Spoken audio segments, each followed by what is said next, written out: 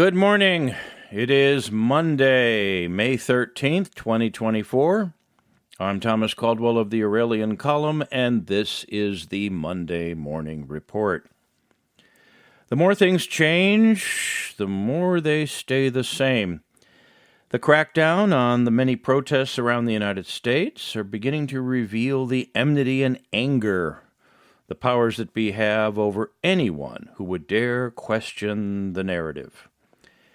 In Ohio, where, like many other places, there were protests at universities against the Israeli actions in Gaza, the state attorney general, a man named David Yost, has said that students and, in some cases, faculty members and other people who participated in said protests could face felony prosecution for their actions.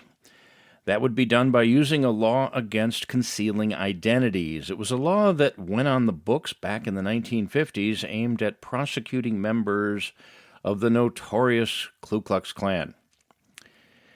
And as I predicted earlier, these kids are going to be January 6th.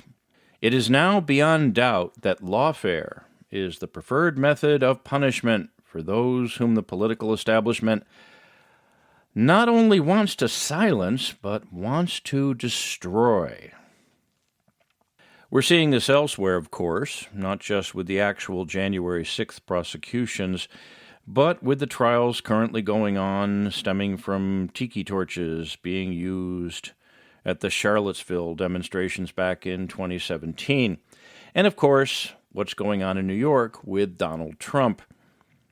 Now, none of this should come as much of a surprise given the sort of thing that has gone on in the past, in fact, for some time. But that was usually directed towards really dangerous criminals and, in some cases, mass murderers, most notably being Al Capone being sent off to prison for tax evasion way back in the 1920s. But this is not about being legally clever to take down real bad guys. This is about shutting people up and terrifying them into silence.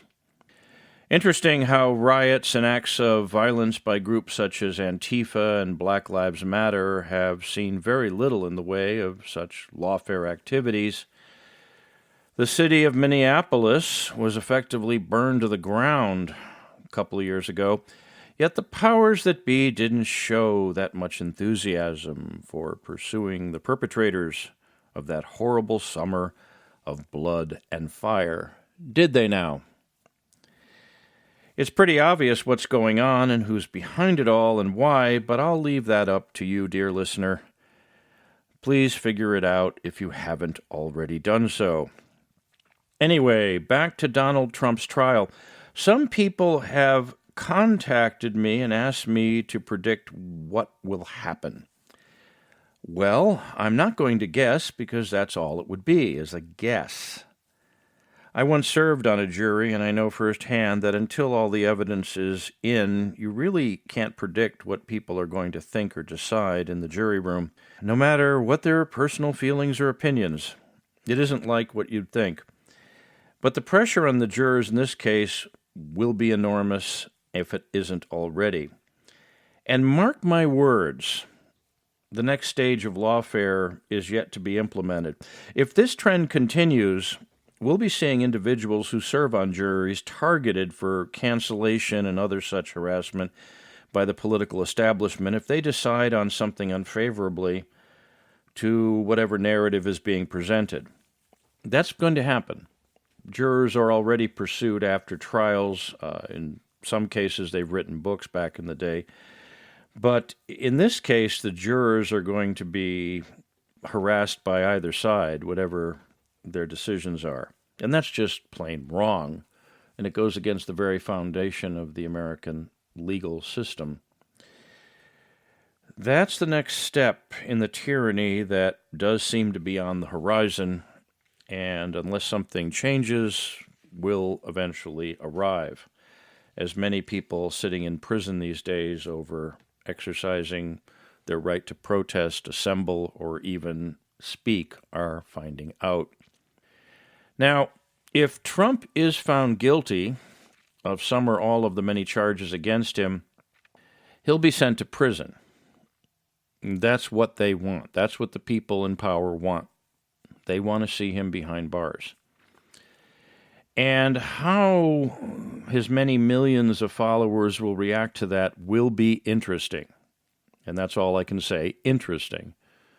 I personally don't think that you're going to see anyone try to break him out or anything like that.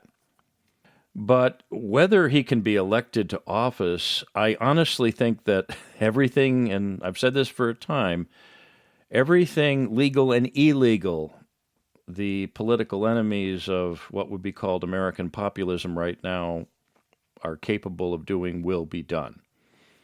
I don't think it's going to be a very pleasant autumn this year. But again, it isn't over till it's over, as the late New York Yankee ball player Yogi Berra loved to say. So let's see how it goes and do what we can. The wars between Gaza and Israel and Russia and Ukraine continue, of course. And although it's considered ho-hum in the headlines these days, it's just as volatile and dangerous as ever in terms of becoming a global war. That is still a far more dangerous situation, but if people dwell on it, they probably wouldn't be able to focus on much else. It's very dangerous right now. And how it'll go, well, your prediction is as good as mine, because even people who are military experts are coming up with different scenarios. But no matter how the conflicts end, no matter how they end up, one thing is totally certain. The enmity and hatred between the Arab world and Israel, and between Russia and the NATO nations, which of course include the United States, it's going to last for decades, and it's going to be intense. Because it's one thing to be adversaries like during the Cold War, but it's another thing when, in this case, hundreds of thousands of people are killed on both sides. We really don't know what the actual casualty rate is in Russia. We will eventually, but I predict, folks, that what will follow after these two rather bloody messes will make the Cold War look like a gentleman's game of golf on a Sunday afternoon. Nobody's going to win this one in the long run. Nobody. And speaking of Europe, it continues its plunge into succumbing to foreign invasion and massive Orwellian propaganda on the part of the government to cover up what is actually happening. You are seeing a lot of pushback in Ireland, which is predictable and a pretty good thing. But throughout Europe, it just seems that the civilization is being destroyed by its leaders, by the people who are supposed to be there to guard it. But of course, there's our own invasion happening at our southern border. That's also something you're not seeing in the mainstream headlines, which is no surprise. But do look out, because as the weather gets warmer, do look for crime to skyrocket in cities where illegals are gathering, which is most major cities. A lot of these so-called refugees, they are not, come from much warmer climates. And one thing I've learned in living in bigger cities is crime on the part of people that come from warmer climates usually is very, very low in the winter. But in the summertime, when it's 70, 80, 90 degrees in the middle of the night, boy, do things get rough. So please be very careful if you do live in major metropolitan areas. Again, a lot of these people that have invaded the United States have never driven automobiles before, and a lot of them get behind the wheel. We've been having a lot of problems in that department as well. It's going to be a very hot summer, and it's going to be a very, very interesting autumn. But to end this week's report on a somewhat upbeat note, the northern lights, the aurora borealis, which is caused by solar particles hitting the magnetic field of Earth. We've had a pretty big solar storm in the last few days.